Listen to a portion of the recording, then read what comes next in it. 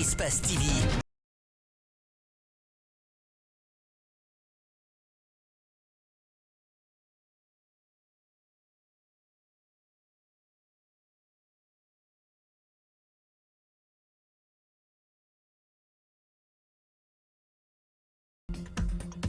Merci de choisir Espace TV pour vous informer. Bonsoir, bienvenue à tous. Voici les titres du journal.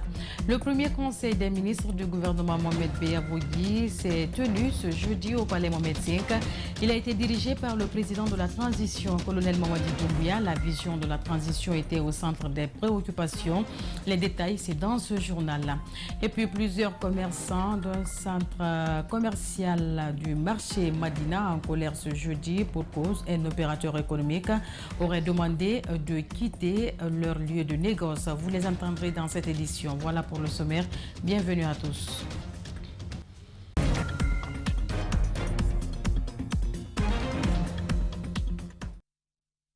Je vous le disais à l'instant, le premier conseil des ministres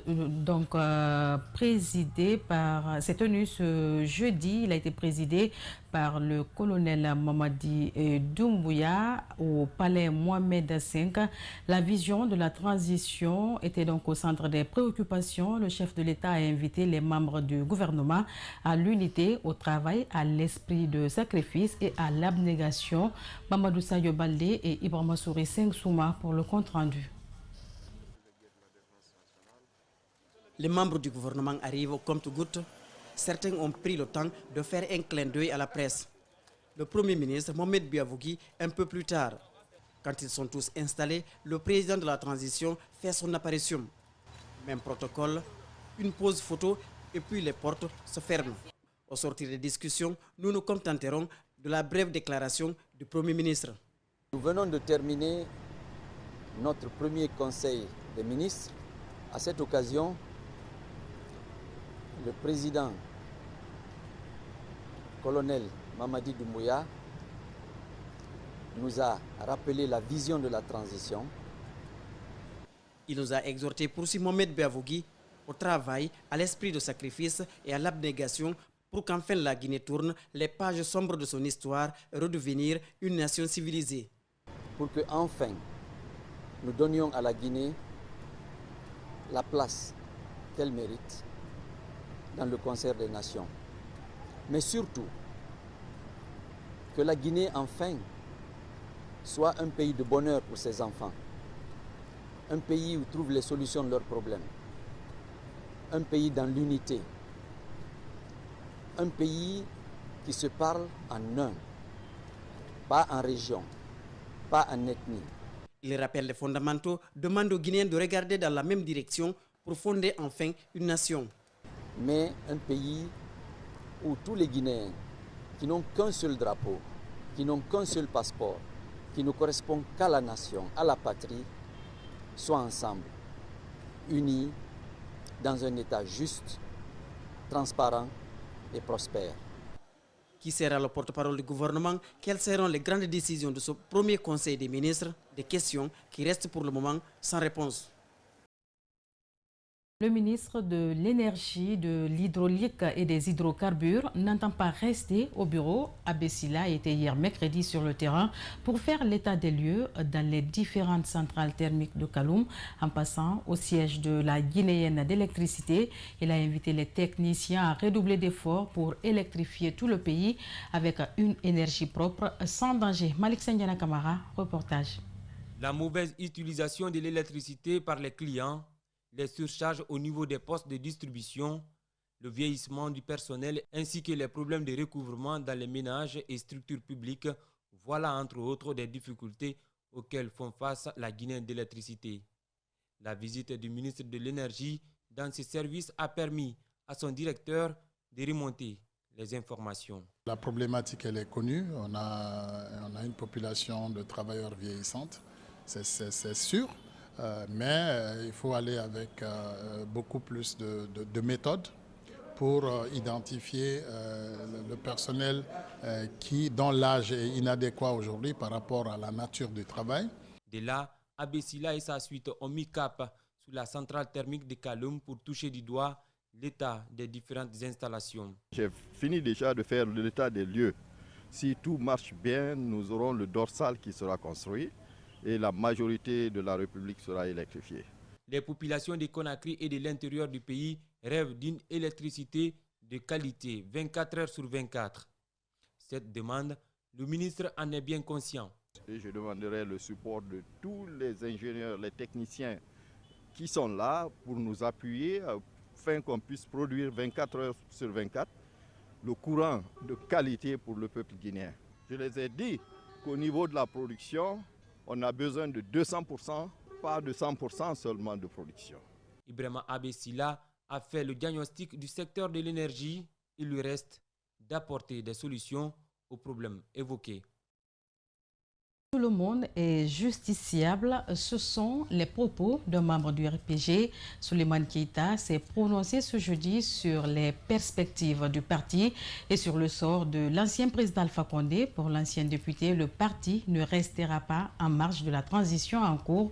Rosaline Goto-Monemou, décryptage. Souleymane Keita est optimiste quant à l'avenir du RPG. Pour lui, les futurs dirigeants du parti seront choisis par les militants. Croyez-moi, les militants n'iront nulle part. Maintenant, les appétits des uns et des autres, c'est tout à fait normal. Les gens dont vous parlez sont tous du parti. Qu'ils aient la prétention de vouloir être le président du parti dans l'objectif d'en être le candidat aux prochaines élections, c'est encore tout à fait normal. Sauf que, comme je vous l'ai dit, nous avons 3 élections. Le moment venu, une convention sera organisée à la régulière. Et les militants se prononceront en faveur du candidat qui, à leurs yeux, peut être le mieux à nous amener à de nouvelles victoires. Le RPG s'est dit favorable aux audits pour le développement du pays. Il compte également être représenté au Conseil national de la transition. Sur la question des audits, je crois que l'orientation a déjà été donnée par les nouvelles autorités. Nous y souscrivons. Pour la transition, hier, nous étions à l'administration du territoire. Le parti est en consultation maintenant.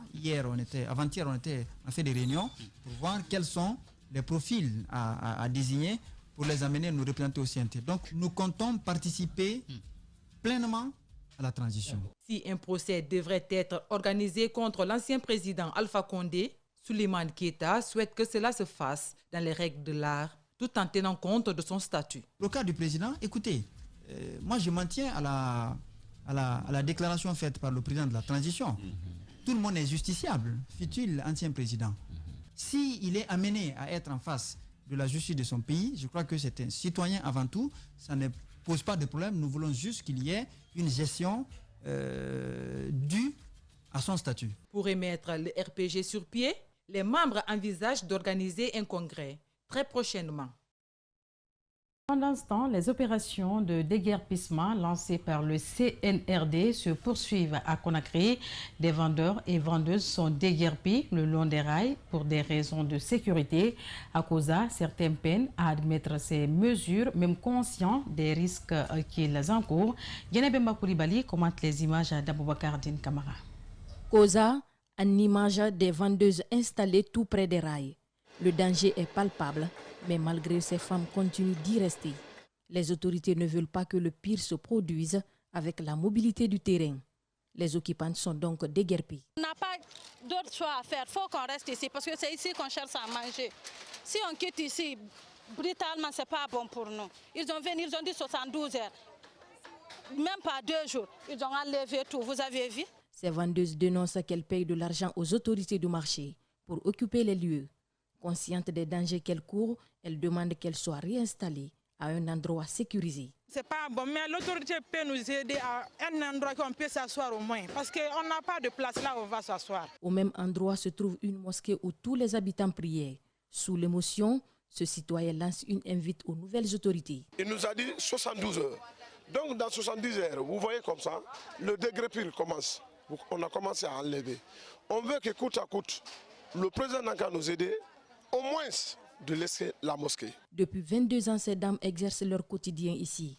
Ces accidents mortels sont souvent enregistrés dus à l'occupation anarchique des rails.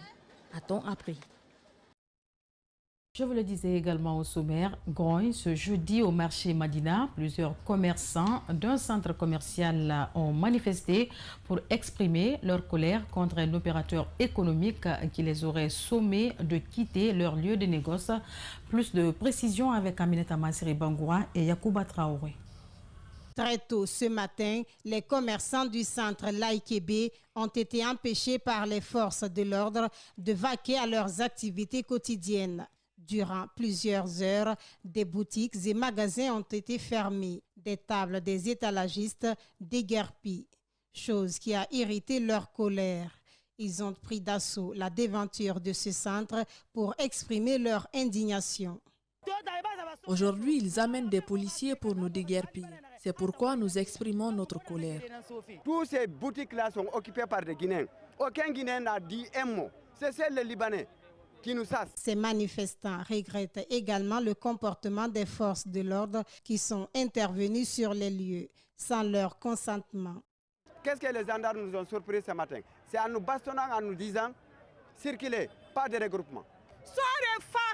Ils ont pris les tables des vendeuses pour les mettre dans leur pick-up. Et pourtant, il y a une grande distance entre ce poteau et la route. Après quelques heures de négociations, ces commerçants ont eu l'accord de s'installer à nouveau pour exercer leur commerce.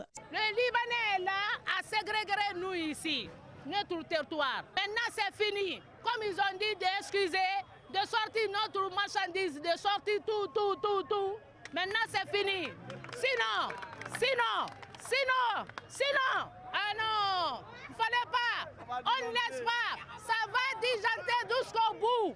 En tout cas, pour l'heure, ces manifestants ne comptent céder à aucune tentative de déguerpissement de la part de l'opérateur économique Marmoud. C'est pourquoi ils appellent les autorités à prendre leurs responsabilités, à rappeler que le mis en cause n'a pas voulu se prêter à nos questions.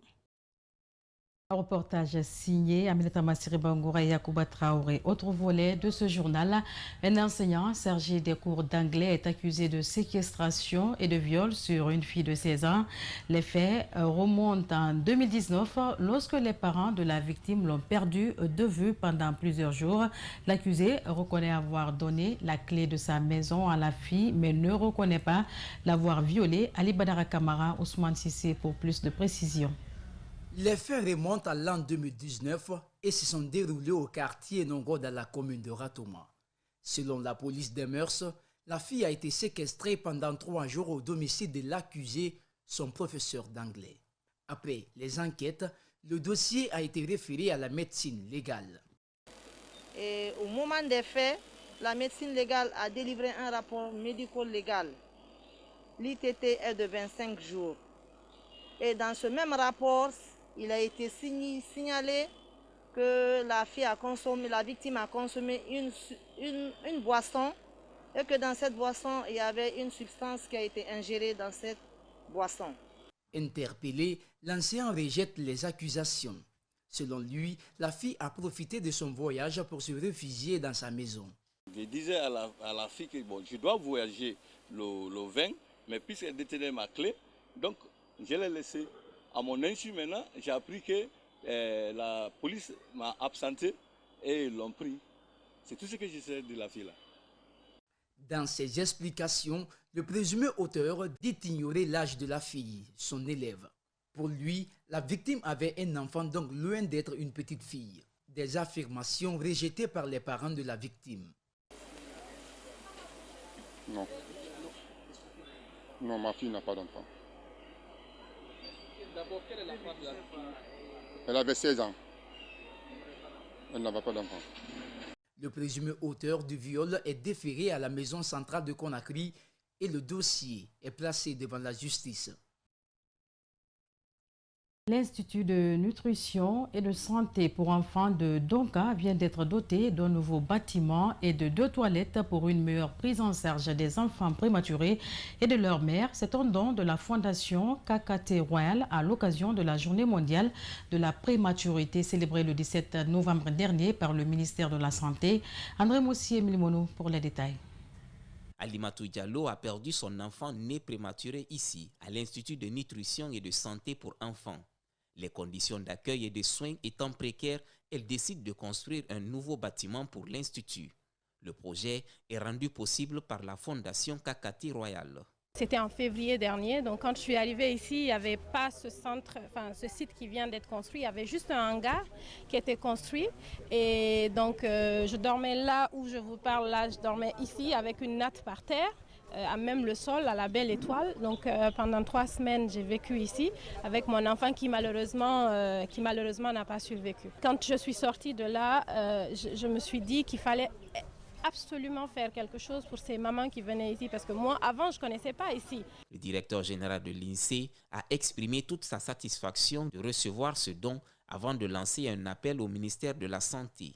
C'est un sentiment de joie et de fierté de voir la société civile répondre à nos sollicitations. Aujourd'hui, nous recevons des enfants venant de toutes les maternités périphériques et même à l'intérieur du pays. Nous sommes le seul centre spécialisé pour recevoir ces enfants. Nous lançons un appel au ministère pour qu'on puisse amener, décentraliser l'Institut de nutrition et santé pour enfants, pour que chaque commune ait une unité de prise en charge de nouveau-nés pour diminuer un peu la référence des nouveau-nés malades dans notre structure. Le directeur de l'INSEE a également rassuré que le bâtiment sera bien entretenu pour le bien des enfants et de leurs mères. Le bâtiment a été entièrement équipé par l'ONG Mon Enfant, Ma Vie. Je vous amène à présent en Gambie où les campagnes vont bon train et cela à quelques semaines des élections présidentielles gambiennes. Sur 16 dossiers, seulement 6 candidats, dont un indépendant et le président Adama Barrow, ont été retenus. Le responsable de la formation, de la communication et des affaires publiques de la Commission électorale indépendante de la Gambie s'est entretenu avec nos envoyés spéciaux. Fatmata Bintabari décrypte les images de Daouda Mohamed Kamara et Alpha Ousmane Ba depuis Banjul. Elle est la première élection présidentielle après le départ de Yaya Jammeh. La campagne présidentielle de décembre 2021, entamée le 9 novembre dernier, va prendre train. On constate plus d'engouement qu'avant et la commission électorale indépendante rassure quant à la transparence dans la tenue du scrutin prévu le 4 décembre prochain. J'ai pu vous assurer que la commission électorale est prête pour l'organisation de cette élection. Il est aussi de son rôle de s'assurer que l'élection est libre, transparente et crédible. Parmi les dossiers présentés, seulement 6 candidats, dont un indépendant et le président, ont été validés. En ce qui concerne le fichier électoral, le responsable des affaires de la commission électorale indépendante donne des explications. La population électorale gambienne est de 962 157 électeurs inscrits.